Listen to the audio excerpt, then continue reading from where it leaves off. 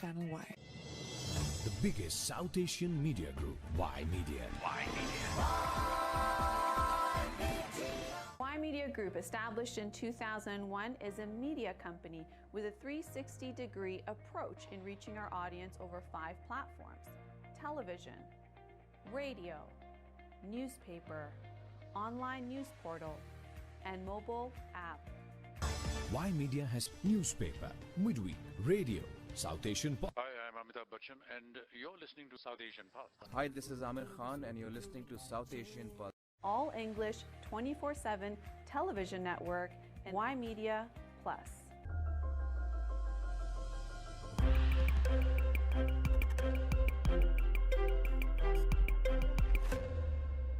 You are watching Channel Y. Channel Y.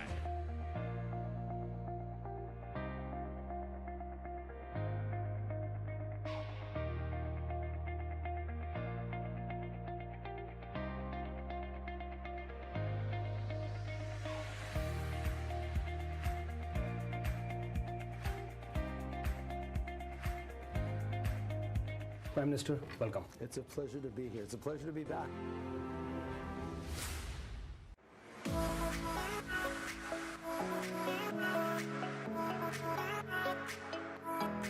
Y Media is the official media partner for TIFF 2022. It's so exciting to be here.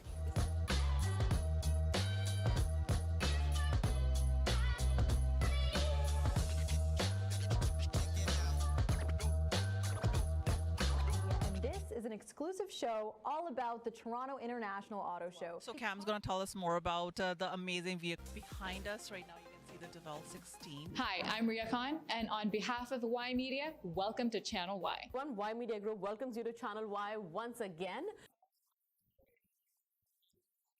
Channel Y के entertainment special में जहां पे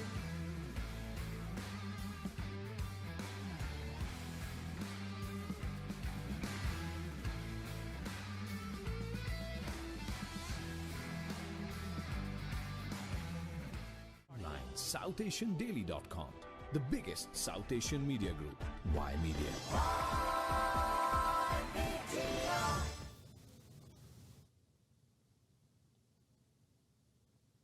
Hello everyone, my name is Yudhir Jaswal. I am the group editor at Y Media. Y Media Group की तरफ से आप सभी का चैनल Y पर, रेडियो Y पर बहुत बहुत स्वागत है. बतौर ग्रुप एडिटर Y Media, मैं युद्धीर जसवाल आपकी खिदमत में हाजिर हूँ.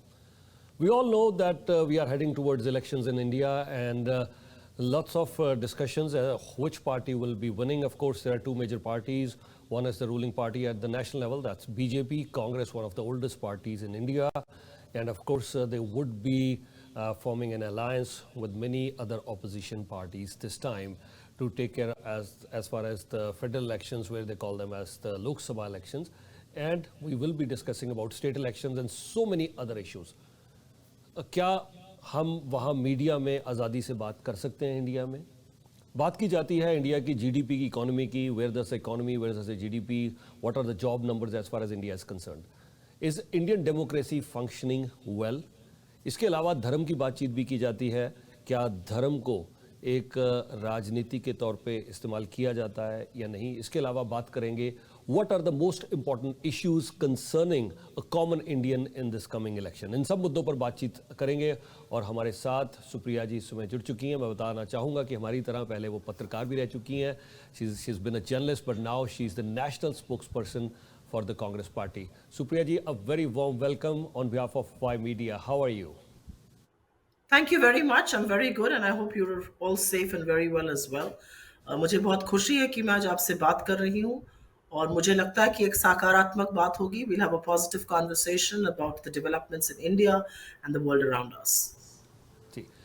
One of the first questions that I would like to ask you, there is a lot of debate going on in many countries, in the diaspora as well, and of course you've made as a talking point in India as well. Do you think the Indian democracy is functioning well at the moment? What are your comments on the Indian democracy first? There are concerns around how institutions in India are acting at the behest of the ruling establishment. However, I would want to say it in no uncertain terms, that is India's problem. That is our problem, and we are going to find solutions to it internally. We have a democracy, and we hopefully will see people respond to that. Having said that, with elections around the corner, Rajasthan is one of our states that's going into state elections. Politicians and leaders from the Congress party were raided by the Enforcement Directorate today, which has now become an instrument for the real ruling establishment to settle political scores.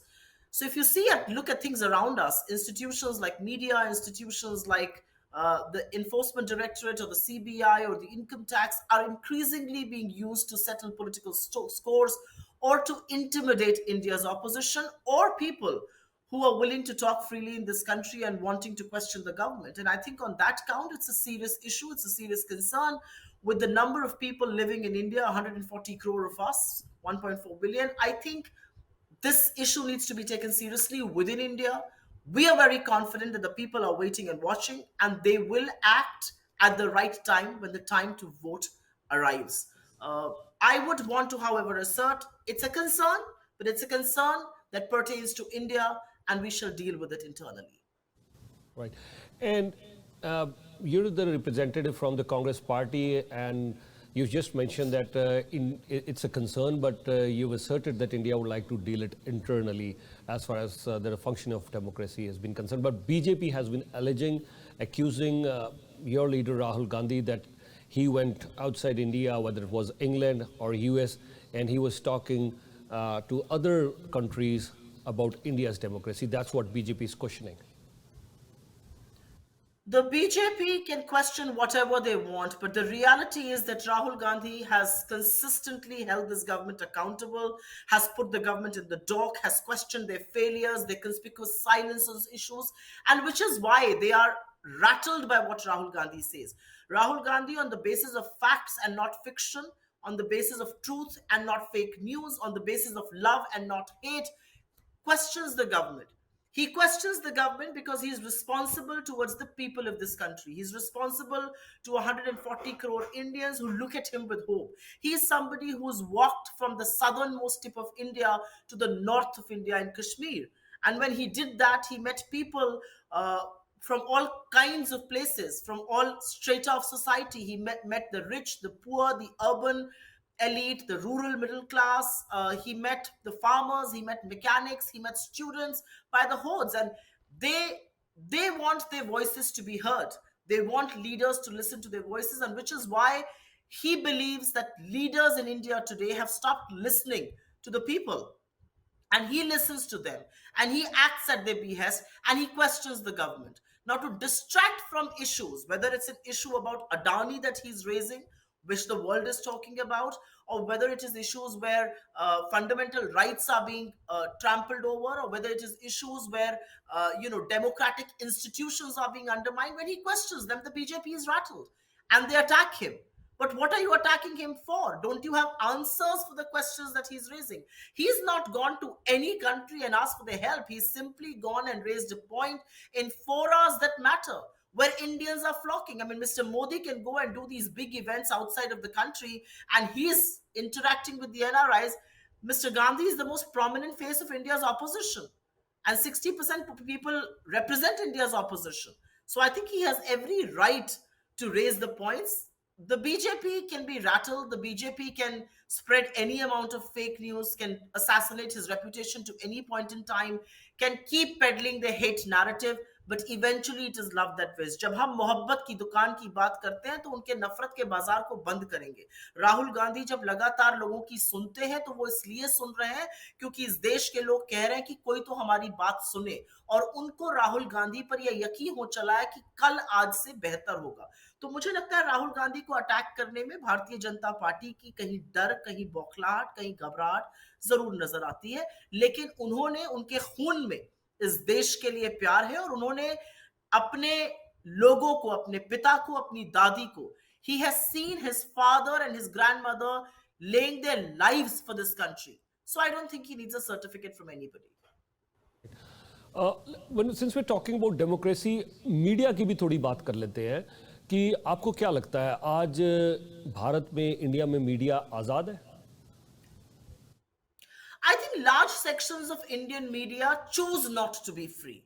I think large sections of Indian media are under corporate control. Large sections of Indian media, particularly electronic media and the editor anchors, have become cheerleaders of the government. I have come from media, and I think one of the big duties and big responsibilities of media is to question those in power, because they are the ones with authority, they are the ones with resources, they are the ones with institutions. They need to be accountable, they need to be questioned, they need to be questioned on policies, they need to be questioned on their silences or on their actions. But the Indian media continues to question those in the opposition, and the Indian media is conspicuously quiet when the ruling dispensation is in the dock. I mean, I'll tell you an incident about Manipur, and this is how the decline in media has happened, and I feel sorry for it. There are some sections of media that still work. I'm not going to paint everybody black, but large sections of very influential Indian media is completely in Mr. Modi's camp. They'll ask him questions about how do you eat your mango, or do you take a tonic, do you get tired. They're not going to question him on the Adani scam. They're not questioning him on unemployment. They're not questioning him on high prices. They're not questioning him on income inequality. They're also not questioning him on Manipur, and which is the point I was trying to make here. The horrifying video out of Manipur where two women were paraded naked. It shook the consciousness of this country. It put us all to shame that how in independent India can two women be paraded by a mob who's trying to touch them at inappropriate places. And that was a horrifying visual. But guess what? The Indian media kept conspicuously quiet on this for 78 days. And eventually they started questioning the timing of that video. Would you question the timing of that video? Would you actually question that why on earth could that happen in the first place? Large sections of Indian media have rushed to Israel, and rightly so. It's a human travesty, a human tragedy that's unfolding. But this exact same media has not gone for a day to Manipur, which is very much a part of the country. And it has been up in flames, and it has seen violence of an unprecedented nature for the last 5 months. The Prime Minister of our country has not visited Manipur. He has been to France and US and Greece and UK and South Africa and all of those places in the interim. Why does the media not question him? So I think large sections of the Indian media, when the time comes, will be held responsible for sacrificing their voices and Indian democracy at the altar of the ruling dispensation. For what? For access, for a few brownie points, for no editorial independence? There is nothing else that justifies it. I listen to your points, but are you painting every journalist in India with the same brush? Don't you think there are many journalists, who are very much working independently despite their owners, whatever they could be doing at the corporate level? And you've mentioned the corporations, but there are many journalists who are working at ground zero, day and night. They're working hard, independently, doing their job very fairly. Would you paint everyone, all the journalists, on the same brush? I think in my answer, I said very categorically, large parts of Indian media. I don't think the entire Indian media has become a cheerleader, but large influential sections of the media. Yes, the ground reporters perhaps present a right picture, but how much airtime or how much say in editorials in newspapers or magazines or on television shows do these ground reporters have? They hit air for 1 minute, 30 seconds or 2 minutes at max during the day. They're reporting from the ground, they're giving you the right picture. But how visible are they? What is the length of their visibility? What is the duration of how much time do they appear on air? The air waves, so to say, and the television discourse is controlled by television debates, which are being done by anchors and editors. And again, I will say, I'm not saying all, but large sections of whom. And there is a decision why the India Alliance has taken to boycott 14 of them, because we don't want to be cannon fodder to their hate campaign. आप अपनी नफरत की दुकान चलाइए, हम उसमें नहीं आना चाहते हैं, हम मोहब्बत की दुकान की बात करते हैं. So I am not saying all. And let me also tell you, very, very senior journalists, very accomplished journalists in this country have lost their jobs because they refuse to peddle the government's line. They refuse to be controlled by somebody who was sitting in a PMO via WhatsApp. They were either shunted out or they were forced to leave, and they have been forced to come on digital platforms. But you strike digital platforms, you run down their reach. There are very many ways to control media, and this government is leaving no stone unturned. And I say this, I underline this boldly. The Modi government is leaving no stone unturned to control media. One day, if you say something positive about Mr. Modi in the New York Times, it's going to be tom-tommed all over the place. But the same New York Times or the Financial Times or the Washington Post, if they talk about Mr. Modi, Mr. Adani, or how hate is being peddled in India, they become anti-national. They have an anti-India conspiracy. I mean, when did India become so weak that global newspapers can conspire against us? We are, for heaven's sake, a country with 1.4 billion people. We are one of the strongest democracies in the world. And I think that is how it should be, and that is how we should keep it. You've just mentioned that many senior journalists or reporters, they've lost their jobs, and you were talking about the international media as well. I did hear even Ravish Kumar, when he moved out of NDTV, so he was asked this question by many of his friends, and I've listened to his interviews. He was asked, were you reporting independently all this time, and were you ever told not to report a story, or were you ever forced to report a story? He said, in Hindi he was replying that wo azadi to sabhi ko hai. So Ravish Kumar not only confirmed that he's also free to report anything. He was not dictated any time during his tenure in NDTV. It's on record. He was giving an interview to Ajit Anjum. So it's on record. So I would say what you mentioned earlier, that any journalist or every no, but TV can I make a point there? Please. I'll tell you, the point here is that I don't want to talk about individuals, but when Ravish Kumar was with NDTV and there was a different dispensation there, he was free to report reality. But when the dispensation changed and when Mr. Adani took over, he was not allowed to report, and which is why he had to quit.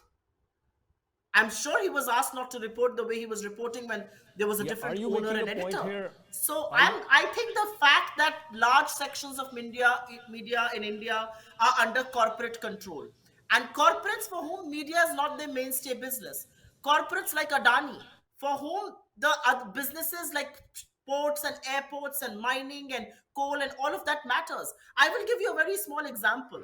There is a conversation that Mr. Rahul Gandhi has had with the former governor who was appointed by the BJP, a BJP strong leader, Satyapal Malik. He's talking about Pulwama and how Mr. Modi did not cooperate and did not give the aircraft to the 40 soldiers we lost in the Pulwama terror strike. He's talking about the farmer agitation. He's talking about how he was asked to keep quiet. Not a single, and I say this with all humility and all responsibility within me, not a single news channel has reported this conversation. Some papers inside their pages, particularly from the south of India, have reported it. No mainstream newspaper, and definitely no mainstream news channel has reported it. Why? Why do you think that's happening? Should a conversation that has happened with somebody who was in a constitutional authority and India's most prominent opposition leader not deserve news space on an issue as important as this? I'm baffled. So 2 points on this one. First of all, as you were just mentioning that yes, Ravish Kumar, he was free to report, but then the dispensation changed, and you've named Adani as well. Yes, Adani now owns major part of NDTV, but that means maybe you're questioning the ownership Adani. It was owned by a corporate entity anyways. So from 2014, all this time when Modi government was in power, because you just alleged Modi government is not allowing the journalists to talk freely, but all this time when Modi government was in power, Ravish Kumar was reporting with NDTV. So that means before Adani came into picture, so you're alleging everything was fine, number one. Second, you spoke about, yeah, please go ahead, please. Let's clear this point. No, I think the point that I was really trying to make here is that because you spoke of a certain individual, I clarified that yes, he could not continue to report the way he was when ownership changed. But all I'm trying to tell you is that since 2014, India has seen the highest level of unemployment. India has seen record back-breaking high prices. India has seen a lot of hate speech and a lot of divisive agenda.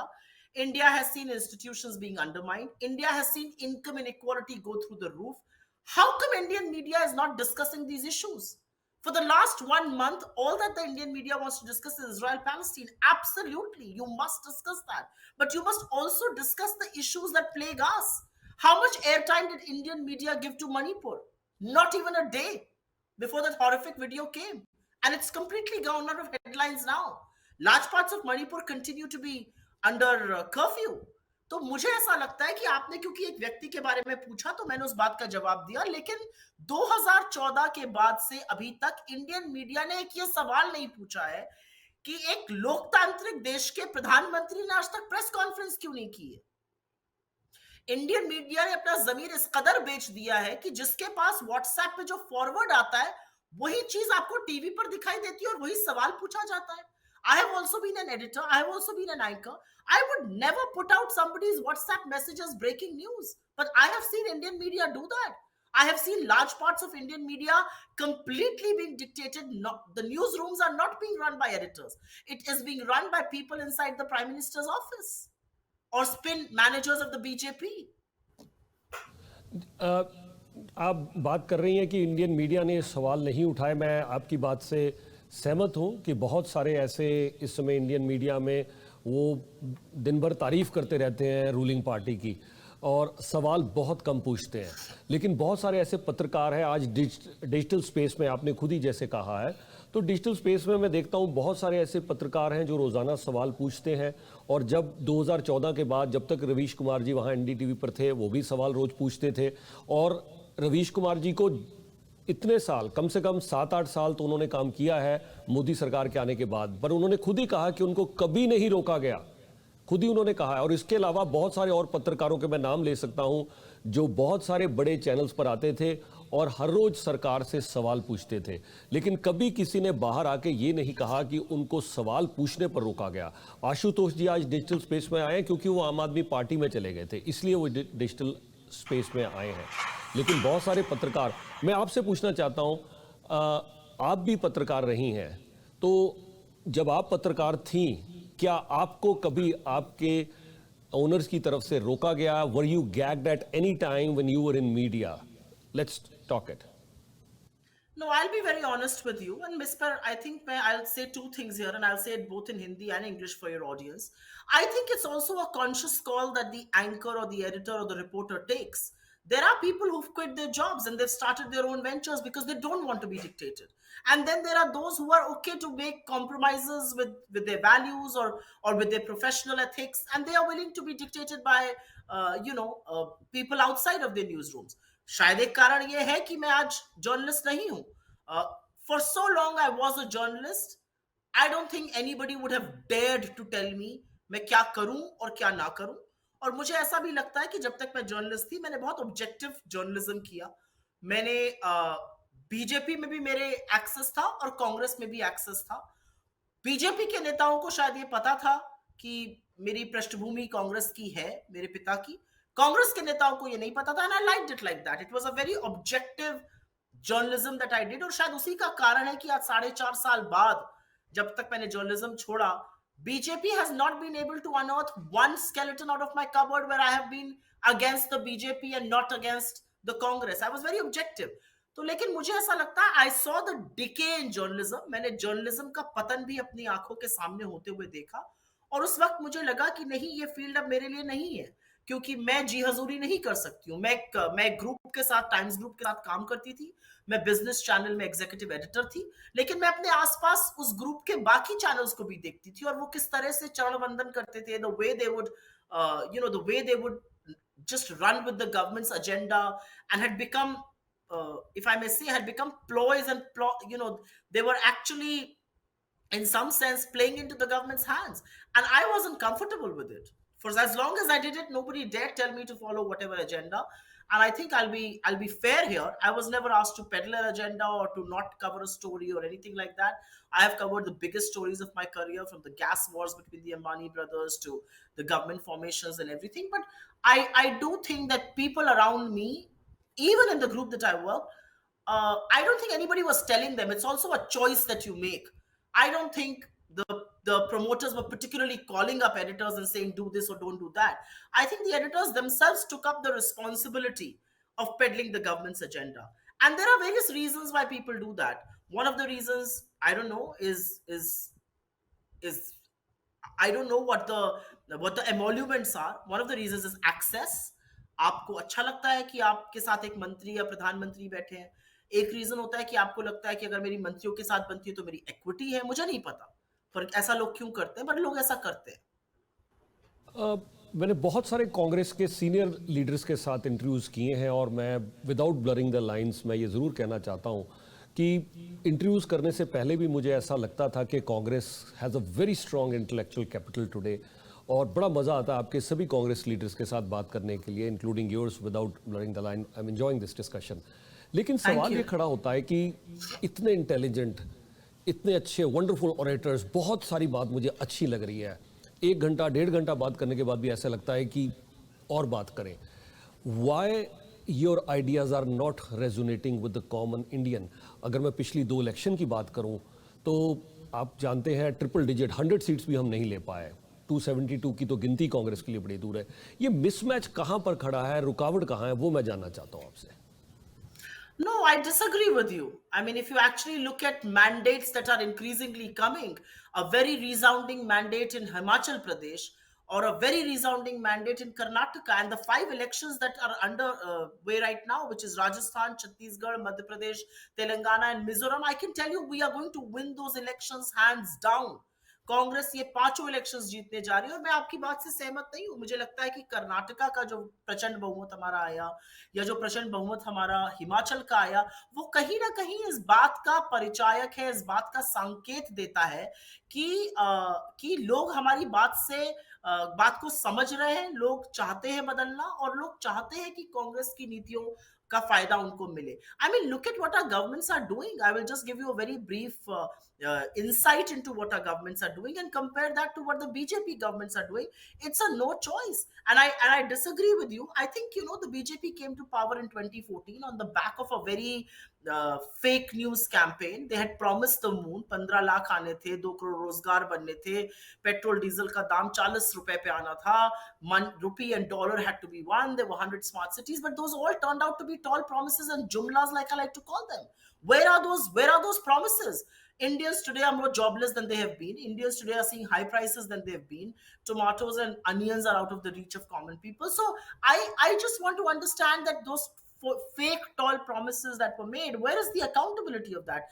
In contrast, we promised an OPS, the old pension scheme in Himachal. First cabinet meeting we did it.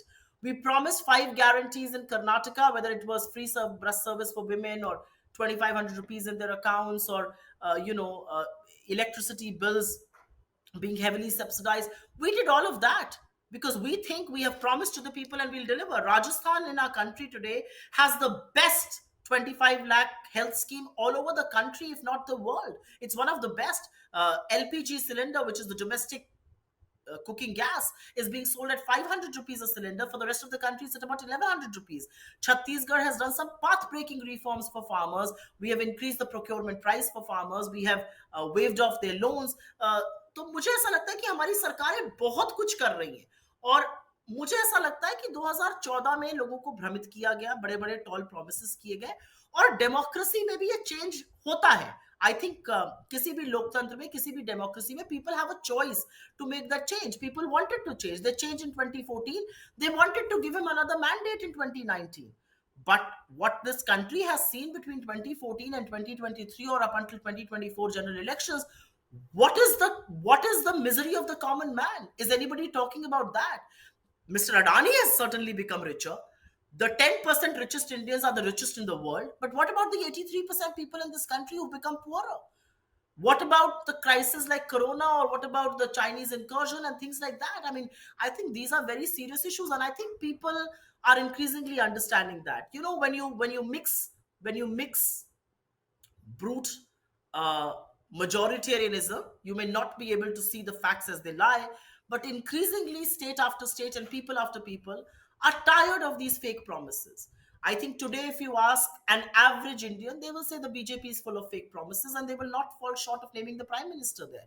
So I think the picture is changing. I don't see the glass as half empty as you see it. I see the glass half full, getting to be fuller by 2024.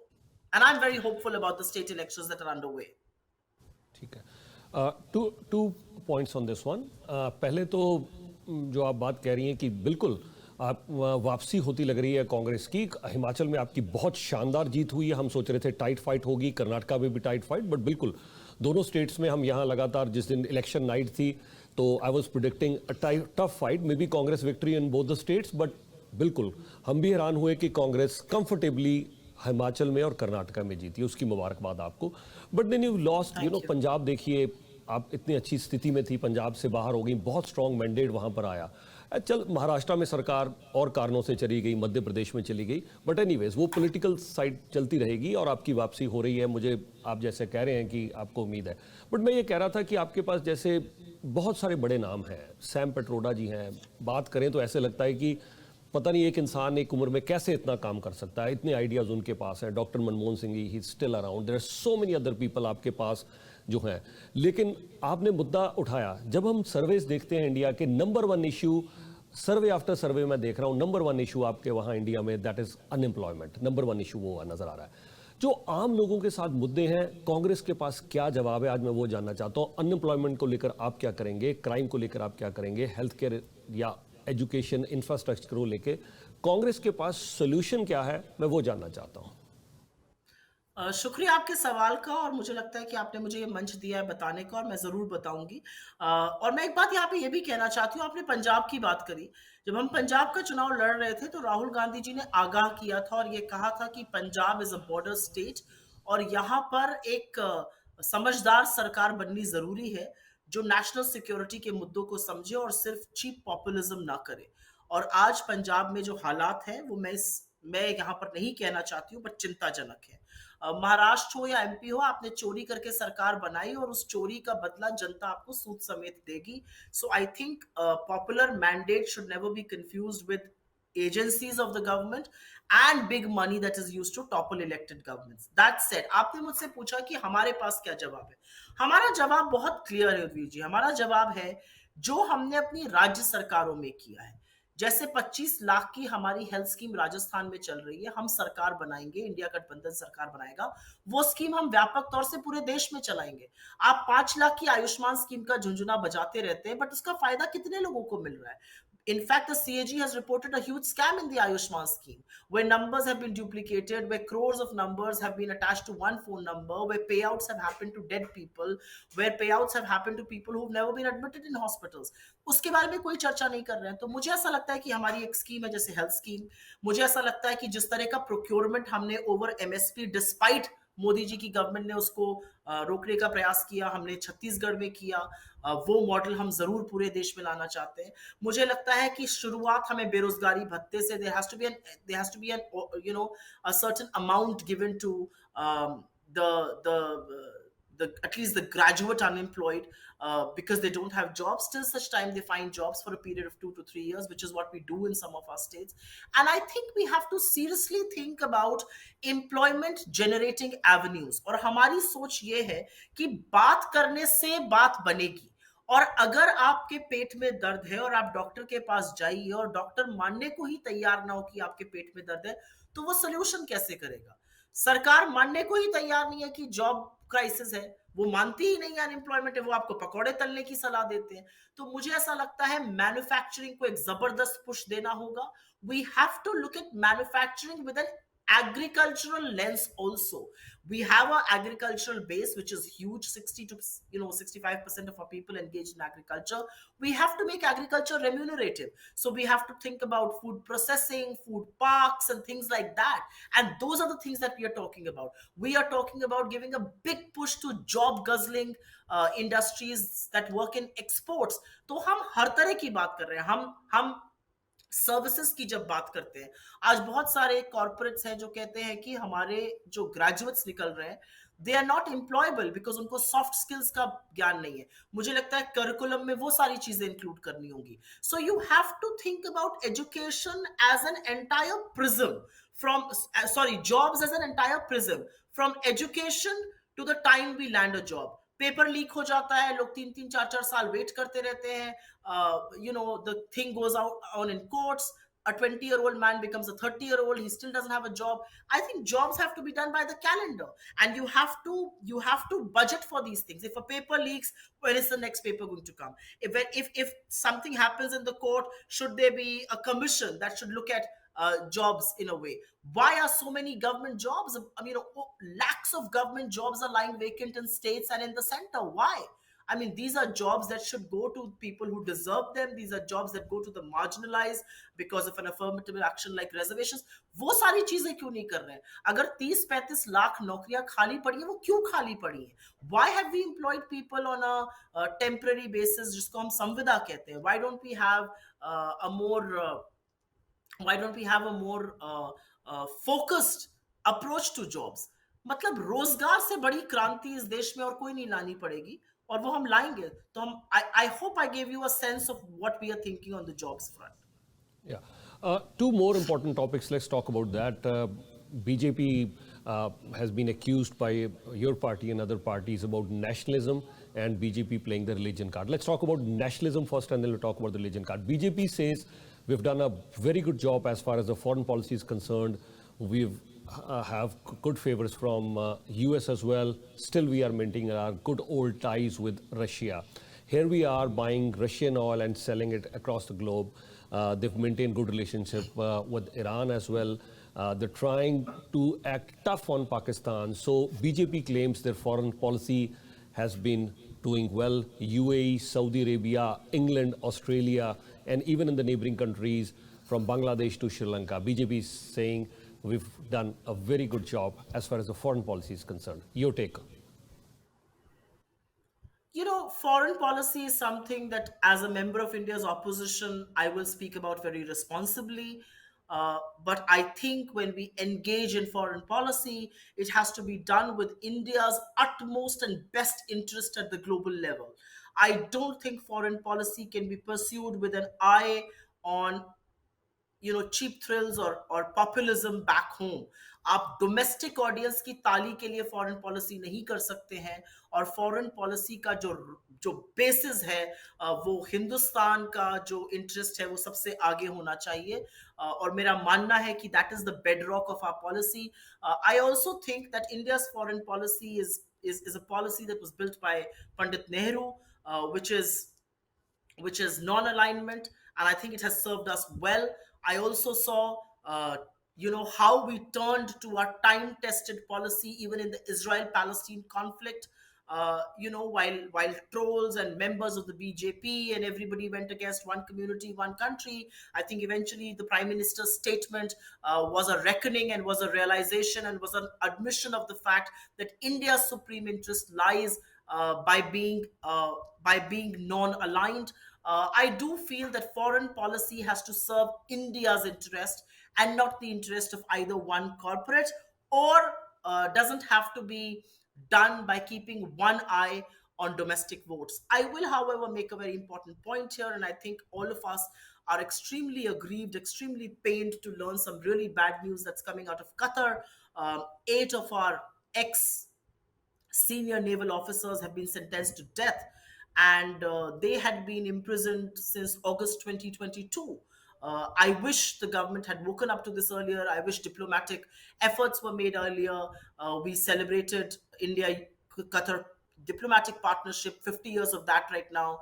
We welcomed the Qatar ruler to India in G20. The Prime Minister wished him on FIFA, but how did this miss us? And this issue was being raised by their families. It was being raised by Servicemen League. It was being raised by political parties such as the Congress.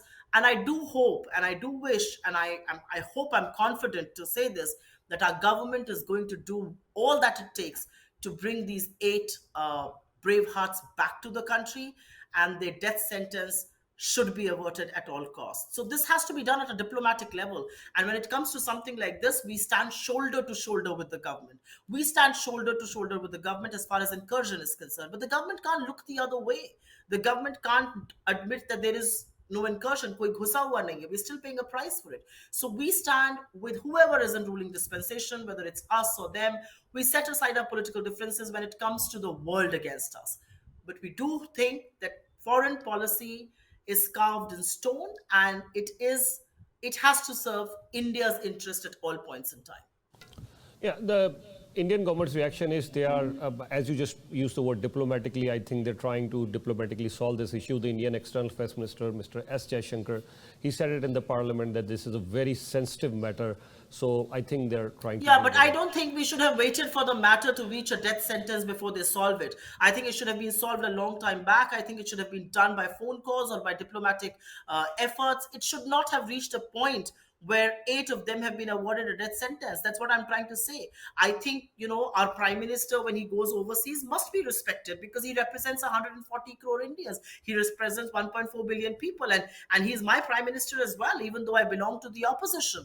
But the prime minister can't make this all about himself. He went to Australia and somebody called him a boss, and the entire Indian media and the 2 rupee trolls just went up in arms. Great. The prime minister should be called all those revered things, and the prime minister should be respected. But the moment the prime minister came back, Australia banned 6 Indian states from sending their students there. What are we doing about that? I mean, that is what diplomatic relationship is. So I think diplomacy has to serve India's interests at all time. Diplomacy is not about one man's image. Diplomacy is a lot bigger than that. I've just given you 2 examples. And I also think diplomacy is to accept that India's interest lies when we talk and sort out our political differences within. The prime minister cannot take pot shots at India when he's on, or India's opposition, when he's in foreign soil.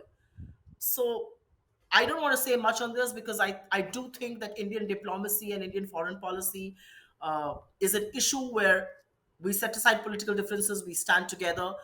But I do wish that it was a lot more about India's interests and not about one man's deals, Mr. Adani, or one man's image, Mr. Modi. Since we're talking about foreign policy and the diplomacy, let's talk about Canada-India relationship. 18th June, Hardeep Singh Nijjar, he was murdered. After that, the Canadian Prime Minister, Justin Trudeau, he made an accusation right there in the Canadian Parliament that yes, Canada has credible allegations, credible links, and he pointed out towards India. So he's accusing India of some sort of hand in the murder of Hardeep Singh Nijjar, which Canada says he's our Canadian citizen. Definitely, Hardeep Singh Nijjar was on the most wanted list for India. And after that, the relationship between Canada and India has taken a hit. What would the Congress party, would you have done anything differently what the ruling government in India or the BJP government is doing right now? Yudhvirji, on this, I have a very, very assertive answer. And the answer is that right now it's the BJP that's in the ruling dispensation. They're the ones in government. And I think it is up to them to take the stand that they are. And whatever stand the Indian government takes, the Congress party as a responsible opposition supports that stand. I will, however, point out one thing, that when a float was taken out in Canada and when it had a very vulgar display of the assassination of India's Prime Minister Srimati Indira Gandhi, it should have been taken up at the highest level. It should have been criticized, it should have been denounced, and it should have been taken up at the highest diplomatic level. That cannot be a partisan stand. It should have been taken up because she was the Prime Minister of India. She was not the Prime Minister of the Congress party. So when it comes to India, I think we have to set aside our political differences. And I was a little disappointed that the Indian government did not summon the High Commissioner or did not take it up at the highest level from a Prime Minister to Prime Minister level. It should have been done. But as far as whatever else you've said, and I think what has happened since the statement of Mr. Trudeau since then, I think we stand with the government of India and we will let the government, the elected government of the day, choose the step that they want to take. Supriya ji will also put it on record that yes, it was definitely done in a bad taste. We could agree or disagree with late Srimati Indira Gandhi ji's policies, but yes, we strongly condemn whatever that was done in that float. Last thing on the foreign policy regarding India's relationship with Pakistan, because we, in our diaspora and especially at Y Media, Supriya ji, we have a lot of listeners from Pakistan as well. So I'd like you to comment, is India dealing fairly? Because this is one question which we get very often on our live shows, on our radio shows, live shows here on our TV shows, the relationship between India and Pakistan and the diaspora from Pakistan and from India, they're very keen to listen how things will move forward. Even this morning I got a question. I would want Congress, you're the national spokesperson, Supriya ji, I would want Congress to comment on this one. Look, I think whether it's in India or in Pakistan, everybody would want peace. Everybody would want good relationship with its neighbors. But having said that, I want to say it in the same breath that, peace cannot come at the cost of terrorism. I mean, our brave hearts cannot be killed by Pak-sponsored terrorists on our soil or elsewhere. And we cannot be in a good relationship with Pakistan. I do feel that there is a lot of terror that gets sponsored from there. I think as an average Indian or as an average Pakistan citizen, everybody would want peace. Who wouldn't want peace? And who wouldn't want good relationship with its neighbors? But a good relationship and terror sponsorship cannot happen at the same time. I mean, we've lost a major and a colonel and a DSP just this month in Jammu and Kashmir.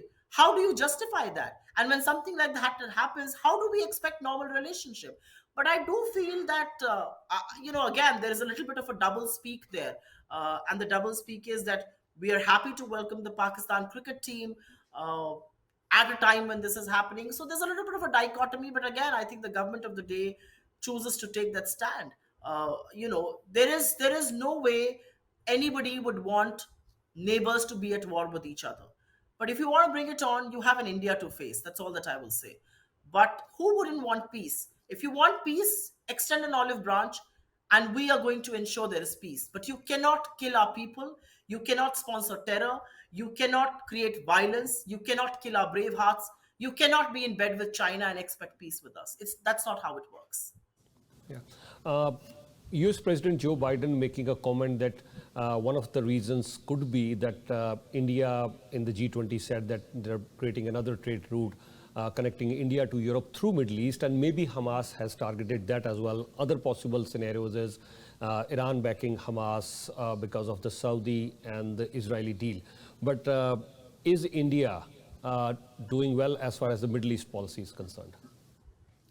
I'll be very honest with you. I don't want to extrapolate too much on the Middle East policy. I do want to spend 30 seconds of my time to talk about what the world is witnessing in Israel and in Palestine. And I think on both sides, the kind of casualty, the kind of horrifying visuals, the kind of death, destruction that one is seeing. Should the world be witnessing this in 2023? I mean, little children on both sides losing lives, women being homeless, rendered homeless, the kind of animosity and hatred that the world is watching. Can the world be a mute spectator? I think these are questions that we, not just as congressmen and women, but I think as citizens of this world, should ask and answer. I do think that efforts should be made to bring peace to that region. I do think that India has made the right effort, at least in its foreign policy stance. We have said, and we've sent relief to Palestine. We are in talks with Israel. And I think, the world has to choose the side of peace. Is the world willing to choose that side? Or are political interests overriding that? I think that's what world leaders, particularly the developed world, has to answer. I mean, the kind of visuals that one has seen coming from that region has leaves a lot to be desired in the world we live in. और अब बात जरा domestic policy की करते हैं। कांग्रेस लगातार कहती है कि बीजेपी जो है वो धर्म की राजनीति करती है, और हमने देखा अभी भारत के प्रधानमंत्री नरेंद्र मोदी जी वो कह रहे हैं कि राम मंदिर आने वाला है, और इंडिया को वो कह रहे हैं कि जी they are all very excited. Rahul Gandhi ji और आपकी कांग्रेस पार्टी सुप्रिया जी कहती है कि वो नफरत की राजनीति करते हैं, और Congress takes high moral ground कि आप लोग एक सेकुलर पार्टी हैं। तो ये भी ज़रा बताइए कि ये कैसे है कि वो नफरत की राजनीति करते हैं, धर्म की राजनीति करते हैं, और कांग्रेस जो है वो एक सेकुलर पार्टी है। प्लीज आप भाजपा के नेताओं के बयान सुन लीजिए। भाजपा के नेता जो है वो मंच से बयान देते हैं कि देश के डैश को गोली मारो डैश को। भाजपा के नेता महात्मा गांधी को के हत्यारे गोडसे के उपासक बनते हैं।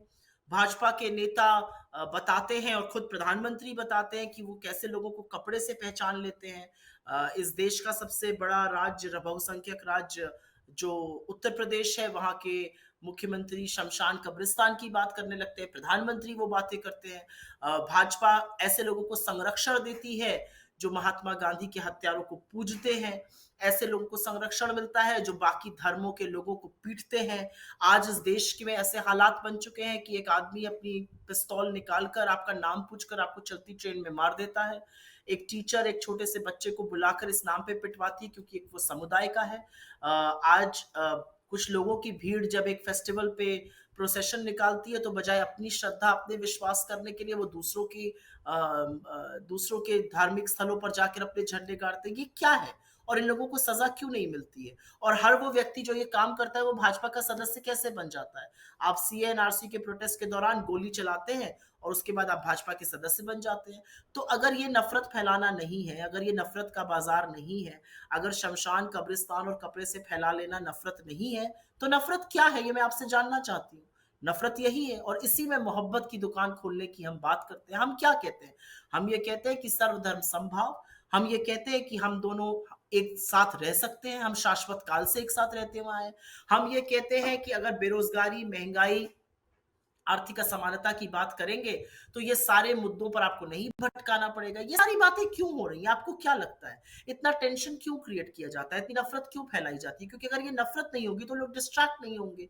लोग डिस्ट्रैक्ट नहीं होंगे तो वो बात करेंगे कि भाई मेरी आय क्यों घट गई, मेरी इनकम क्यों खत्म हो गई, मेरी नौकरी क्यों चली गई, मेरा बिजनेस क्यों ठप हो गया, मेरे बच्चों को नौकरी क्यों नहीं मिल रही है, पढ़ लिख गए हैं, मुझे हॉस्पिटल में बेड क्यों नहीं मिल रही है, मुझे कोरोना काल के टाइम पे ऑक्सीजन क्यों नहीं था? लोग ऐसे सवाल पूछेंगे। तो ऐसे सवालों से बचने के लिए अच्छा लोग पूछेंगे अडानी पर दुनिया भर के लोग जो हैं वो जांच कर रहे हैं, हिंदुस्तान में जांच क्यों नहीं हो रही है? लोग पूछेंगे 5 महीने से मणिपुर जल रहा है, प्रधानमंत्री वहां नहीं जा सकते लेकिन राहुल गांधी वहां जा सकते हैं, लोगों से मिल सकते हैं हर समुदाय के। तो इन बातों से बचने के लिए बेस्ट है कि आप एक नफरत की बाजार खोल दीजिए। लेकिन अब लोग उस नफरत के बाजार से थक चुके हैं और मुझे ऐसा लगता है जो मैंने भारत जोड़ो यात्रा में देखा, जो कन्याकुमारी से कश्मीर तक राहुल जी ने करी और उसके बाद भी वो यात्रा जारी है, वो मैकेनिक से मिलते हैं, वो कारपेंटर से मिलते हैं, वो बस ट्रक ड्राइवर से मिलते हैं, वो युवाओं से मिलते हैं, स्टूडेंट से मिलते हैं, वो विपक्ष के नेताओं से भी मिलते हैं। सत्यपाल मलिक जी विपक्ष के मतलब भाजपा के नेता है और मिलते इसलिए क्योंकि इस देश को जोड़े रखना जरूरी है। तो मुझे ऐसा लगता है जोड़ने वाले लोग हम लोग हैं, इसलिए हम मोहब्बत की बात करते हैं। वो बार बार कहते हैं कि मैं मोहब्बत की दुकान खोलूंगा इस नफरत के बाजार में। तो मुझे लगता है कि फर्क बहुत साफ है। 10 साल अब हम जैसे माइनॉरिटीज़ की बात करते हैं, 10 साल तक भारत में वो सरकार रही जहाँ पर के एक सिख प्रधानमंत्री थे। मेरे लिए तो वो सब एक इलेक्टेड रिप्रेजेंटेटिव हैं, बट क्योंकि हम बात रिलीजियस कार्ड की कर रहे हैं, एक सिख प्रधानमंत्री, एक Christian leader of the ruling party थे, ए एंथोनी डिफेंस मिनिस्टर, उसके अलावा हमने देखा कि Salman Khurshid sahab foreign affairs minister, junior foreign affairs minister madam Preneet Kaur ji थी, the list goes on. So सारे ही माइनॉरिटीज़ को रिप्रेजेंट करने वाले 10 साल तक भारत की हर प्रोमिनेंट पोजीशन पर रहे हैं, राष्ट्रपति से लेके प्रधानमंत्री, ये सब। तो उसमें फिर जब माइनॉरिटीज़ पे क्वेश्चन उठता है तो एक व्यू पॉइंट ये भी आता है कि कहीं पर भी दुनिया में आप ये नहीं देखेंगे कि जितने भी लोग इंपॉर्टेंट पोजीशंस पे हैं, from president to prime minister to the leader of the ruling party to defence minister to foreign affairs minister and junior foreign affairs minister, सभी के सभी माइनॉरिटीज़ में। ये कहते हैं ऐसा तो एग्जाम्पल हमने दुनिया में नहीं देखा। हमारे फॉर्मर नहीं, मैं आपका सवाल नहीं समझ रही हूँ। हाँ जी, तो सवाल ये I don't understand your question. हाँ जी, जब सवाल ये है कि जब हम बात करते हैं कि माइनॉरिटीज़ वहाँ प्रोग्रेस नहीं कर पा रही इंडिया में, तो माइनॉरिटीज़ तो वहाँ इतनी इंपॉर्टेंट पोजीशंस पर पहुँच गई हैं। अगर हम इलेक्टेड रिप्रेजेंटेशन की बात करें, अगर हम स्पोर्ट्स की बात करें, अगर हम एंटरटेनमेंट इंडस्ट्री की बात करें, तो हर जगह माइनॉरिटीज़ इतना प्रोग्रेस कर रही हैं। तो फिर हम माइनॉरिटीज़ पे सवाल खड़े करते हैं, वो कैसे, ये जानना चाहता हूँ। You know, it's very entitled of you to sit from a distance and tell us कि इंडियन माइनॉरिटीज कितनी प्रोग्रेस कर रही हैं। आपने स्पोर्ट्स का नाम लिया ना, मैं उसका जवाब आपको देती हूँ। There is a sportsman by the name of Shami. He did not perform well, and I think he lost a few wickets. And the slur against him, the attack against him, was not because he did not perform well. The attack against him was that he was a Muslim. The attack against him was go to Pakistan. And eventually it took India's cricket captain Virat Kohli to stand with him, and even he was trolled. Even he was attacked. That's what we have come to. कि एक prominent cricketer, और खेल में हार जीत लगी रहती है, कौन नहीं चाहता इंडिया हमेशा जीते, हर व्यक्ति चाहता है। अगर किसी से कैच छूट गया, अगर किसी की बॉलिंग ठीक नहीं रही, अगर किसी से विकेट नहीं लिया गया, तो आप उस व्यक्ति को इसलिए अटैक करते हैं शामी को क्योंकि वो मुसलमान है। That's what I'm talking about. I'm talking about the fact that a man who belongs to India's, railway police, railway armed forces, had a gun in his hand, और वो चलती ट्रेन में लोगों से उनका नाम पूछता है और वो 4 लोगों को शूट करता है जो मुसलमान है। That's what I'm talking about. So I think it's a very entitled view to sit from a distance and say how Indian minorities have arrived in life and how every position. That's farthest from the truth. I think Dr. Sahab is an extremely accomplished man. To consider him a minority and to say that वो Sikh थे इसलिए, I think Dr. Sahab से ज़्यादा पढ़ा लिखा शायद दुनिया का कोई world leader ना हो. His world view, his knowledge of economy, and which is why the UPA growth years was 7.5%, and the BJP has not been able to cross 5.5%, despite all the paraphernalia and the cheer media. They have not been able to do that. The lapdog media, because Dr. Manmohan Singh was a visionary. He said the right thing was the nuclear deal, and he put his government at stake. Look at the track record he had on the economy. Look at the track record he has as far as peace and in the neighborhood and the foreign policy was concerned. He was an extremely respectable man, and he didn't go talking and shouting from the rooftops, I'm Vishwaguru, I'm Vishwaguru. No, we were Vishwaguru, and we will always be Vishwaguru, because that's India. That's Bharat, that's Hindustan, whatever name you want to call it. So I do feel that I do feel you have to be in their shoes to realize what they go through. It's a bit of an entitled view to say कि कुछ गड़बड़ ही नहीं है. अगर कुछ गड़बड़ नहीं है तो ये जो चीजें हो रही हैं, ये जो कानून बनाए जा रहे हैं लव जिहाद के, ये जो लड़कियों को बैन किया जा रहा है, आप हिजाब पहनते हैं तो आप वहां पर आप क्या बोलते हैं, एग्जाम नहीं दे सकते. ये रूल्स क्यों बनाए जा रहे हैं? Why are these rules being made? I wear a Mangal Sutra. Am I going to be banned from any place? No, I will not be. But somebody who wears a hijab will be banned. Why? It's my choice. This is their choice. I'm against any kind of, hijab or ghungat or whatever else. But it's their choice. It's a personal choice. So why does the state have to interfere in religion? Why does the state have to communalize and polarize every goddamn thing? That's what I'm talking about. So I do feel it's a very shallow view from where you see it, which is that Indian minorities are absolutely all right, and everything, they're in positions of power. You look at the levels of look at the representation in political parties. Uttar Pradesh, the state that I come from, the most populated state in India, where 1/6 of our population lives, the BJP did not give ticket to one person in over 400 seats. The BJP today does not have one Muslim MP in parliament. They have a brute majority in the Lok Sabha. They have members in the Rajya Sabha. Don't they want representation? सबका साथ सबका विकास सिर्फ एक खोखला दावा है, खोखला नारा है. So मुझे ऐसा लगता है कि, और आप अगर गवर्नमेंट जॉब्स में उनका रिप्रेजेंटेशन देखें, और मैं हर माइनॉरिटी की बात कर रही हूँ, it's very skewed. It's very, very skewed. And when we talk about jobs, or when we talk about unemployment, we are not just talking about the minorities. We are saying actually it impacts the majority community more, क्योंकि उनके ज्यादा लोग हैं तो उनके ज्यादा युवा बेरोजगार हैं, वो ज्यादा महंगाई झेल रहे हैं क्योंकि वो ज्यादा लोग हैं. So I don't agree with your view. I'm sorry, but I'm vehemently disagreeing with your view here.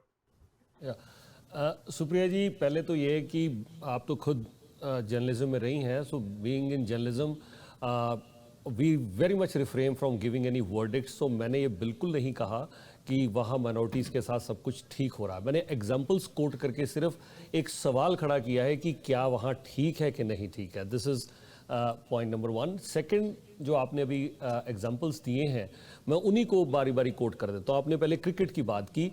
मैं उनको बॉलर्स देखता हूँ, लेकिन आज 3 मेन स्ट्राइक बॉलर्स जो वर्ल्ड कप में खेल रहे हैं, तीनों के तीनों माइनॉरिटी से हैं. जसप्रीत बुमराह, मोहम्मद शामी एंड मोहम्मद सिराज, तीनों फास्ट बॉलर्स आज माइनॉरिटी से हैं. जो ट्रोल करते हैं उनको कोई ना कोई रीज़न चाहिए. वो किसी का religion, they can target religion, वो धर्म का नाम लेके भी कर सकते हैं. और महेंद्र सिंह धोनी से लेके विराट कोहली, ऐसा कोई क्रिकेटर आप मुझे नहीं दिखा सकेंगे जिनको सोशल मीडिया पे बहुत बदतमीजी से ना बात की गई. So we can not take that. For the religion, no, never for the religion. They are never told to go to Pakistan. Never told to go to Pakistan, never for their religion. The first thing an Indian Muslim is told is go to Pakistan. Who the hell are they to give certificates to go to Pakistan? This is as much my country as anybody else's. And on the trolls, I must tell you, ये कुछ ऐसे trolls हैं, कुछ ऐसे influencers हैं जिनको खुद प्रधानमंत्री और इस देश के गृह मंत्री फॉलो करते हैं, which is where the political patronage and which is where their dare to say comes from. So, you know, I live here, I see it every day. I don't think I'm going to be tutored on this. नहीं, मैं तो सिर्फ सवाल कर रहा हूँ. मैं यहाँ बिल्कुल मैं फिर क्लियर कर दूँ कि हमारा I will not blur the lines as a journalist. मैं बिल्कुल अपनी हद में रह के बात करूँगा कि मैं वर्डिक्ट नहीं दूंगा. मैं सिर्फ सवाल पूछूंगा. आप सवाल पूछिए बिल्कुल. हाँ, मैं एग्जाम्पल्स ही सिर्फ कोट करूँगा. आपने दूसरी बात की, आप उत्तर प्रदेश से हैं कि उनको एक भी मुस्लिम कैंडिडेट नहीं मिला, पर सरकार बनने के बाद मुस्लिम कैबिनेट मिनिस्टर ज़रूर था. आप तो खुद जानती होंगी कि सरकार जब बनी तो मुस्लिम कैबिनेट मिनिस्टर था. क्योंकि आपने कहा कि वहाँ कैंडिडेट नहीं था, तो मैंने उसका आपको जवाब दे दिया. आप उत्तर प्रदेश से हैं, आप बेहतर जानती होंगी कि उनको क्या कैबिनेट. भाजपा के कितने सदस्य मुस्लिम हैं लोकसभा और राज्यसभा में? मैं उस पर भी आपको जवाब दे देता हूं. Not one. पहले एक्सटर्नल अफेयर्स मिनिस्टर, जो जूनियर एक्सटर्नल अफेयर्स मिनिस्टर थे, वो मिस्टर एमजे अकबर थे. यहाँ टोरंटो आए, हमने उनसे बातचीत भी की और सारी मिडल ईस्ट पॉलिसी वो बता रहे थे कि कैसे उन्होंने की. Unfortunately mister MJ Akbar fail into a controversy, जिसकी वजह से अब वो वहाँ पे नहीं है. इसके अलावा and they have not been able to find one person. ये 2014 के बाद की बात आप कर रहे हैं. 2019 से 2024 तक उनको एक व्यक्ति नहीं मिला. Forget it. You can't justify it. Don't justify this. मैं जस्टिफाई बिल्कुल नहीं कर रहा. मैं आपको एग्जांपल्स दे रहा हूँ. हरदीप सिंह पुरी जी का कल इंटरव्यू देख रहा था कि उनके साथ भी यही बात हो रही थी. तो जो इंटरव्यू ले रहे थे, तो हरदीप सिंह पुरी जी ने कल ही कहा कि ही इज अ सिख और वहाँ इंडिया रहते हुए वो कैबिनेट में आ गए. ये हरदीप सिंह पुरी जी का कल का बयान है. सो मैं सिर्फ आपको एग्जांपल्स कोट कर रहा हूँ, सिंस यू आर आस्किंग कि वो माइनॉरिटीज में उनको क्यों नहीं मिल रहे हैं. Yudhvir ji, Hardeep Singh Puri ji was in the Indian foreign services, one of the most powerful bureaucrats that the country produces, diplomats, sorry. He was extremely close to the BJP and Mr. Arun Jaitley, and then became, a minister. I am asking you, there is a 20% population in this country. Does the BJP not include them as Indians? Do they want to wish them away? When the Prime Minister makes political speeches, why does he say, मैं लोगों को कपड़े से पहचान लेता हूँ? Why is he talking about Shamshan Kabristan? Why can't he talk about jobs? Why can't he talk about high prices? You know, this is a debate that should best be left to us who live here, and ask people who live here the kind of fear that people live in and the kind of animosity that the country is witnessing.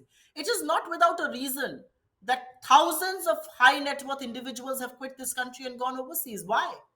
I mean, India is the market of the world and still people are quitting this country and going. Why is that so?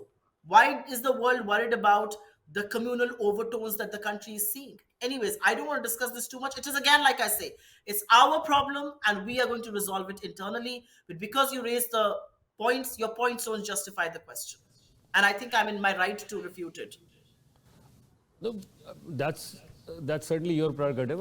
बिल्कुल आपको हक है क्योंकि आप वहाँ रहती हैं. और मैं सिर्फ सवाल पूछ रहा हूँ और मैं ये ज़रूर कहना चाहता हूँ कि yes, half of my life I've spent there. Right from Uttar Pradesh to Delhi to Punjab to Himachal to Kashmir to you name any part of India, southern part from Mumbai to Karnataka, even in rural villages, you would name that. I visited all those places, lived in many of those places. So and I could say things could have changed because you're living there. आपको वहाँ का ज़्यादा पता होगा. लेकिन I don't come from a very entitled or a privileged background. मैंने और engineering college में हमारे साथ बहुत सारे लोग डिफरेंट कास्ट रिलीजन के थे. We were around 1400 students there just in our college itself, जहाँ पर सब तरह के लोगों से फ्रॉम बिहार टू सबके साथ इंटरेक्शन होती थी कॉलेज में. तो the sense that I got, and specially अगर मैं पंजाब की बात करूँ, आज मैं ये क्लियर कहता हूँ कि पंजाब के लोग वहाँ पर हर जगह पर राज कर रहे हैं. तो यस, इसमें कोई दो राय नहीं है कि जो लोग वहाँ पर इकोनॉमिकली अगर वो नहीं स्ट्रांग हो सके तो उनको चैलेंजेस जरूर हैं. तो उसी मुद्दे पर आते हैं कि Congress all these years, BJP कहती है कि Congress has been ruling most of the time. तो क्या किया कांग्रेस ने इतने सालों तक?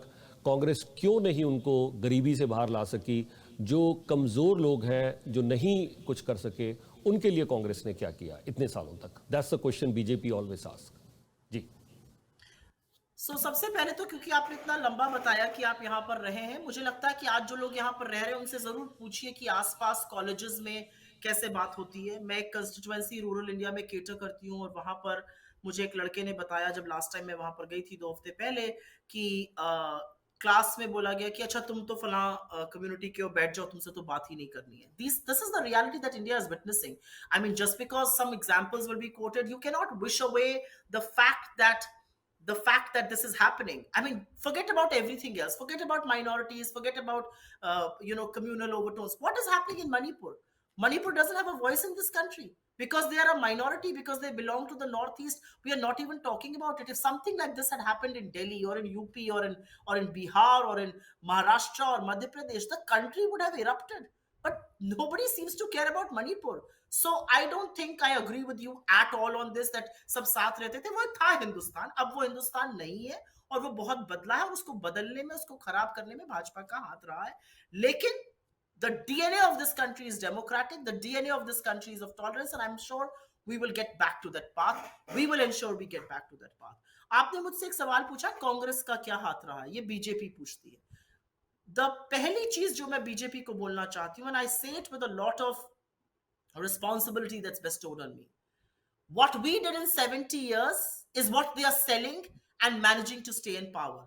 जो हमने 70 साल में बनाया, अगर बनाया नहीं होता तो आप बेचते क्या? And the India that we built was an India that was built when we were coming out of 200 years of colonial rule. But Pandit Nehru did not cry foul and did not waste his time blaming the British. He instead went into nation building. He thought about the IITs, the AIMS, the IIMs, the ISROs, the PARCs. He thought about liberal democratic institutions that have kept our democracy together for all these years. That's the India we built. We built an India which became self-sufficient. We built an India which became self-sufficient in food with the Green Revolution.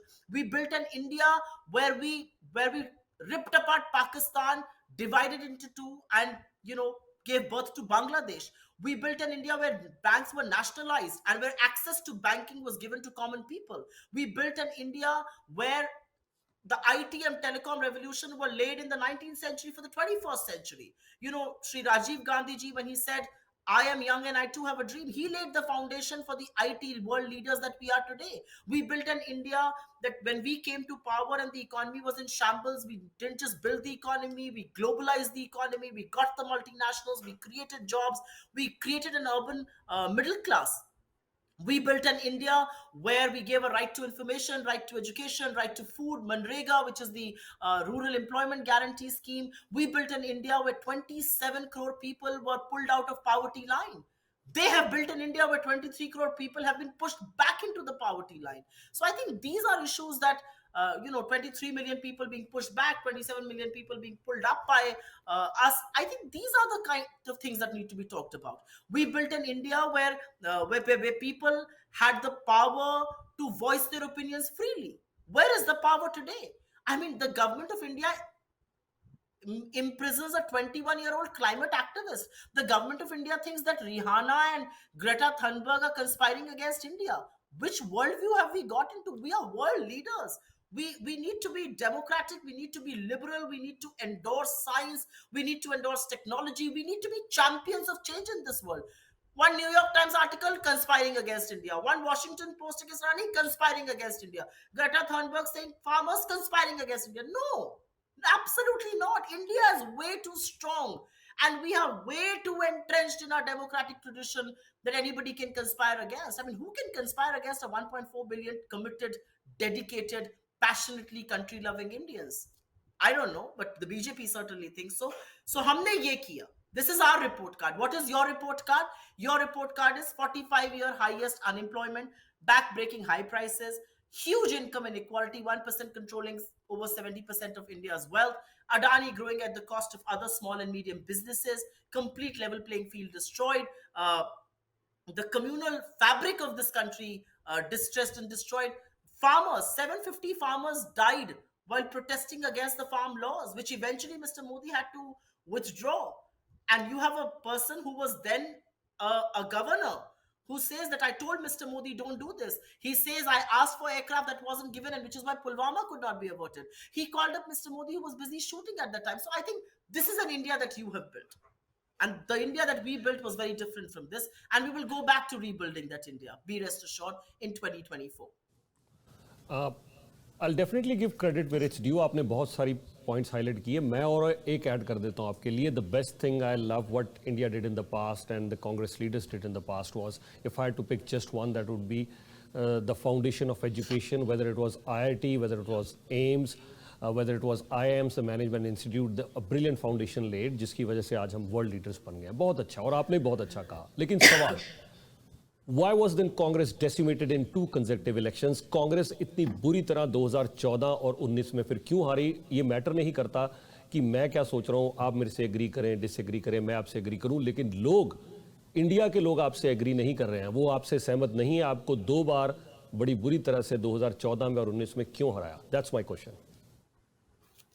नहीं, मुझे नहीं लगता कि मैं आपकी कुछ बात से सहमत हूं कि बिल्कुल हमें उन्होंने हराया, 2014 में भी हराया, 2019 में भी हराया, लेकिन मैं इस बात से सहमत नहीं हूं कि वो हमसे अग्री नहीं करते. At the peak of his popularity mister Modi clogged in 38% votes. And there is a 62% India that has voted against him. And that 62% India is represented in the India Alliance. An India Alliance that they want to compare to terror organizations or symbols of slavery. I mean, who compares your country to that? But the BJP certainly does. So all that I'm trying to say is that, yes, we did lose elections. And I think losing and winning is a part of electoral politics. And I also think that's the beauty of democracy. We did a lot of things. We did not popularize them. We did not market them as well. I think that's a lesson learned. And we've learned that lesson from the BJP. इतना काम करो, इतना बताओ. हमने इतना काम करके इतना भी नहीं बताया. So I think we could not market a lot of what we did very well. I also think that's the beauty of democracy. If they think you are not meeting their expectations, the people throw you out. And we took that verdict in our stride. We got back to rebuilding. We got back to coalitions. We got back to speaking to like-minded political parties. And look where we are today. That the Prime Minister is so damn scared of, or the BJP is so damn scared of the India Alliance that they're willing to compare the name of our country to a terror organization like Indian Mujahideen or the East India Company, a symbol of slavery. The Prime Minister has told his people, and also himself calls us Ghamandiya. We in India call India a motherland, whether you call it India, Bharat, Hindustan, whatever. So when you were building a new India, were you building a new Ghamandiya? When you said Digital India and Startup India and Skill India and Khelo India and Kudo India, were you building Ghamandiya? I think that's the question that one should raise. We took those losses in our stride. There are electoral successes that we have clocked after. After 2014, we won Rajasthan, Madhya Pradesh, Chhattisgarh in one go.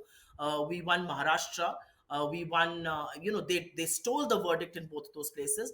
But I do think that, electoral gains or losses are a part of life. But from where I see things are looking up.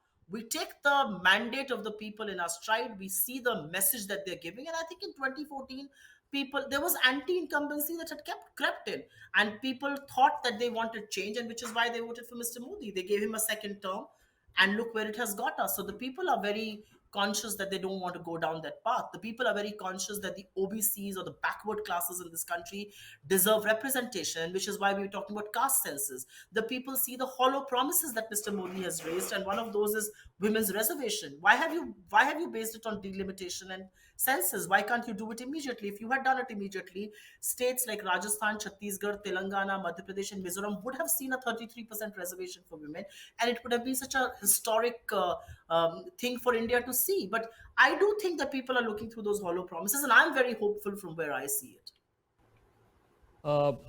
I think India का नाम रखना वो तो आपका एक master stroke था, इसमें कोई दो राय नहीं है. और हम यहाँ वर्ल्ड कप खेल रहे हैं तो भारत भी हमने नीचे लिखा है, बट इंडिया डेफिनेटली हमने ऊपर लिखा है ताकि डिफरेंट कम्युनिटीज़ को पता लगे. सो इंडिया का नाम लेना वो तो आपका मास्टर स्ट्रोक था, इसमें कोई दो राय नहीं. लेकिन क्वेश्चन ये है कि जो आपने अलायंसेस बनाए हैं अलग अलग पार्टीज़ के साथ, आपको लगता है कि वो अलायंसेस टिक पाएंगे? क्योंकि किसी भी पार्टी के पास इस समय बहुत ज़्यादा सीट्स नहीं है. और मैं बहुत बार ये कह चुका हूँ, आपके हक में बात नहीं कर रहा, कि सरकार का रास्ता कांग्रेस से होके गुजरेगा. कोई भी पॉलिटिकल पार्टी, यहाँ आम आदमी पार्टी के बहुत सपोर्टर्स हैं, पर मैं उनको भी कहता हूँ कि आप बुरा मानिए अच्छा मानिए, कांग्रेस से ही गुजरेगा. अगर सरकार आती है, या तो दोबारा मोदी साहब आएंगे, या फिर अगर आप आते हैं तो कांग्रेस को साथ लेके आपको चलना पड़ेगा. आपके पास तो सीट्स नहीं, पर इतना बड़ा कुनबा और उसमें बहुत सारे लोगों पर करप्शन के एलिगेशंस भी लगे हुए हैं, और हर कोई चाहेगा कि हमें प्रोमिनेंस मिले। तो कांग्रेस कैसे इसको लीड करेगी, कैसे मैनेज करेगी अगर आपकी सरकार बनाने में भी दिक्कत और फिर बन गई तो उसको चलाने में भी दिक्कत आएगी? सबसे पहले तो मैं ये कहूंगी कि आपका ये आकलन बिल्कुल सही है एंड यू आर राइट कि जो भी सरकार बनेगी इंडिया की, उसका फलक्रम, उसकी धुरी, उसका पिवट जो है वो कांग्रेस पार्टी होगी। And for the simple reason that there are 200 seats where we are in direct contest with the BJP. We are the only political party that's present from the southern tip of India to the north of India, from the west to the east. And there are other political parties which are very important, but most of them are confined to one state और the other. आपने कहा कैसे चलेगी? I think the reason why we come together is हमारा एक purpose है, और वो पर्पस है कि at every cost the constitution of this country, the fabric of this country should reign supreme, and under no circumstances can our fundamental rights be trampled over. Under no circumstances can our constitution be undermined. So I think on that count we are very certain that we are here for a larger goal. We are not cut from the same fabric. We are not related to each other. We have come together for a larger goal. There will be political differences. There will be differences of opinion. I think in a democracy, that's a healthy thing. मतभेद होने चाहिए जब तक मनभेद ना हो। और मुझे ऐसा लगता है कि यूपीए की सरकार ने 2004 से 14 तक we ran a government with 22 coalition partners, and it was a very successful government that we ran. It delivered India its highest rate of growth, highest rate of employment. It gave India a place at the at the table in the world. So I think on that count, I am not worried at all. I think coalition politics we understand. हमारे कोalition को देख के जो मोदी जी बोलते थे एक अकेला सब पे भारी, उनको भी कोalition पार्टनर्स से बात करनी पड़ी। वो भी 38 लोगों को लेकर आए, जिसमें से 22 का एक भी एमपी नहीं है। But that doesn't matter. The reality is that regional parties are a reality in this country. They have aspirations. They represent people who have aspirations. You can't ignore them. You can't undermine them. And I think that's the pivot we play around. मेरा आखिरी सवाल है आपके लिए।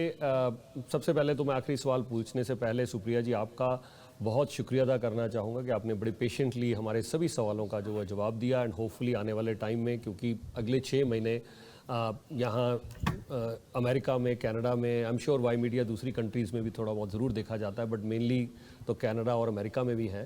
तो ये interest बहुत ज़्यादा है यहाँ पर कि अगले जो इलेक्शंस होने जा रहे हैं, चाहे स्टेट इलेक्शंस हैं, सेंट्रल के इलेक्शंस हैं, कौन सी पार्टी जीतेगी, और बहुत इंटरेस्ट है। तो मैं शुक्रिया अदा करना चाहूँगा आपके टाइम का। और थैंक यू। हाँ जी, और आने वाले समय बातचीत होती रहेगी। आखिरी सवाल एक ही है, क्योंकि हम यहाँ फ़ोन है हमारे पास, तो हम लाइव सर्वेस करते हैं, तो कभी न्यूयॉर्क से, एलए से, वैंकूवर, टोरंटो, जहाँ से भी कॉल्स आती हैं, हम जब लाइव सर्वेस अप्रॉक्सीमेटली 2 या 3 घंटे करते हैं, और अच्छा सैंपल साइज़ होता है, 600-700 कॉल्स लेते हैं, और ये सारे अलग अलग शहरों से होती है नॉर्थ अमेरिका। तो सबसे ज़्यादा तो जो यहाँ पर हैं वो, क्योंकि लाइव होता है सारा कुछ, तो वो आम आदमी पार्टी को बहुत सपोर्ट करते हैं यहाँ पे। नंबर 1 तो उनका ही रहता है ज़्यादातर। उसके बाद फिर कांग्रेस या बीजेपी, अकाली दल के भी कुछ सपोर्टर्स हैं यहाँ पे, फिर उनके नाम आ जाते हैं। लेफ्ट फ्रंट के भी हैं, वो थोड़े हैं, काफ़ी हैं, इतने ज़्यादा जो कॉल्स हम देखते हैं, सैंपल सर्विस है, अगर 600 लोग कॉल करते हैं सारे नॉर्थ अमेरिका से, तो हमें पता लगता है। कांग्रेस का क्या संदेश है उनके नाम? क्यों चाहती है कांग्रेस के जो एनआरआईज हैं उनको सपोर्ट करें या उनकी बात करें? ये आपके लिए आखिरी सवाल है, प्लीज़।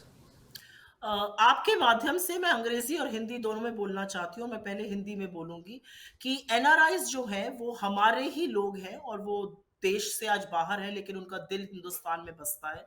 और क्योंकि उनका दिल हिंदुस्तान के लिए धड़कता है और हिंदुस्तान के लिए बसता है, उसको आप किसी भी नाम से बुलाइए, आप भारत कहिए, आप इंडिया कहिए, आप सरजमी कहिए, वतन कहिए, जो भी कहिए। आप चाहते हैं कि आपका देश प्रोग्रेस करे, आप चाहते हैं कि आपके देश में अमन, चैन, शांति रहे, आप चाहते हैं कि आपके देश में सब लोग खुशहाल रहें, और गरीब और अमीर का जो फासला है वो खत्म हो, गलत के ऊपर अच्छाई की जीत हो, और असत्य के ऊपर सत्य की जीत हो। और मुझे ऐसा लगता है the essence of our being, जो हमारा एक मूलभूत चीज है, वो मोहब्बत है, और मोहब्बत की बात होनी चाहिए, मोहब्बत फैलनी चाहिए।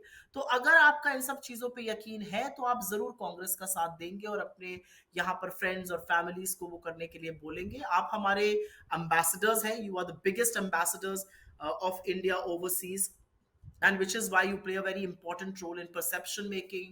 आप बहुत इंपॉर्टेंट रोल प्ले करते हैं डिसीजन मेकिंग में इंडिया में। तो आप सबका सहयोग और साथ हमको चाहिए, क्योंकि एक डिवाइडेड नेशन कभी भी वर्ल्ड को कॉन्क्वर नहीं कर सकता है, कभी भी वो परफॉर्म नहीं कर सकता जो उसका कैलिबर होता है। जब हम एक साथ होते हैं, जब हम मोहब्बत से होते हैं, जब हम अमन चैन से होते हैं, तो हम बहुत कुछ अचीव कर सकते हैं। और इसलिए मेरी इल्तिजा है, दरख्वास्त है, आपसे आशा और अनुरोध है कि आप इस बारे में जरूर सोचेंगे और इसके बारे में बात करेंगे। I will very briefly make the same point in English, and I think the point that I want to make is that NRIs are our biggest global ambassadors. The people who've gone away from India for a living, for livelihoods, for whatever reason. I think their heart still beats for India. And if your heart beats for India, and you can call India by any name, you can call it your motherland, you can call it Bharat, Hindustan, Sarzami, Watan, whatever you want to call it. The reality is that if your heart beats for India, your heart also beats for the fact that India should stay united and India should prosper, and each one of in India should have peace and tranquility, and there should be bonhomie and there should be love, because love is the essence of our being. And which is why, as a political party, we talk a lot about love. It could be love between parents, it could be love between a family, it could be love within a community, it could be love in the country as a whole. But love is the essence of our being. If you give the choice to anybody to hate or to love, I think everybody is going to pick love. So we are the ones who are talking about love. I think we are the ones who are talking about a progressive India. We are the ones who are talking about the last person in the queue, the divide and the kind of income inequality that India has seen between the rich and the poor is not just depressing, but I think extremely alarming, because that kind of inequality is a potential ticking bomb, and it can lead to untoward incidents. So I think to bridge those income inequalities, to keep the country together, to keep the country united, and for love to prevail, I do hope you're going to support the Congress, and specifically ask your friends and families and people who vote here. Since you are our global ambassadors, India has always stood for peace and non-violence. You are the ambassadors of Mahatma Gandhi. You are the ambassadors of love. You are the ambassadors of peace. And which is why I seek your help and I seek your support in terms of supporting love, supporting peace. Thank you so much, Supriya ji. Before I wrap up this show, I must say this in my humble opinion, and this is what I say on radio live shows or on TV live shows and in our print edition as well all the time, that yes, for a healthy and vibrant democracy, I think so it's very important to have at least 2 or 3 strong parties. And it's not for us to decide which those parties are. I think the citizens of that country, whether in US, Canada, Australia or India for that matter, it's for the citizens to decide. So being in media, we can only encourage healthy discussion, healthy debate, report news objectively. Supriya ji, thank you so much for your time, and we look forward to carrying on these discussions. Thank you so much. Thank you so much. Thank you so much. उम्मीद करते हैं कि आपने आज का हमारा ये कार्यक्रम जरूर पसंद किया होगा। युद्धवीर जसवाल को यहीं इजाज़त दें, आप इसी तरह जुड़े रहें वाई मीडिया के साथ। We'll just like to inform our viewers, the whole discussion that we had will definitely be broadcasted on Channel Y. It has been already broadcasted live on Radio Y and Channel Y, but we'll also broadcast it on Y+. You can also read few parts of this discussion in midweek newspaper. Thank you so much on behalf of Y Media. Stay tuned. Hi, this is Priyanka Chopra and you're watching Channel Y. The biggest South Asian media group, Y Media. Y Media Group, established in 2001, is a media company with a 360-degree approach in reaching our audience over 5 platforms: television, radio, newspaper, online news portal, and mobile app. Y Media has newspaper, midweek, radio, South Asian pop. Hi, I'm Amitabh Bachchan, and you're listening to South Asian Pulse. Hi, this is Amir Khan, and you're listening to South Asian Pulse. All English 24/7 television network and Y Media Plus.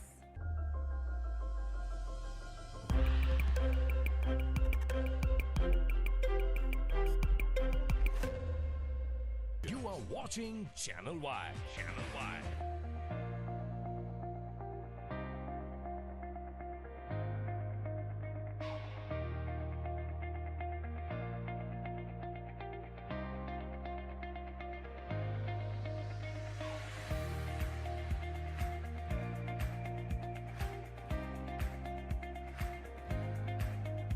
Prime Minister, welcome. It's a pleasure to be here. It's a pleasure to be back.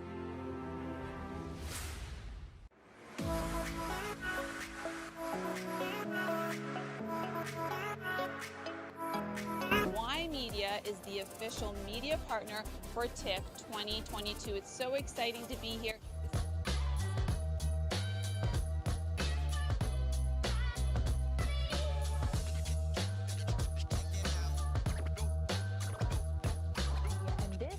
exclusive show all about the Toronto International Auto Show. So Cam's going to tell us more about the amazing vehicle behind us right now. You can see the DeVal 16.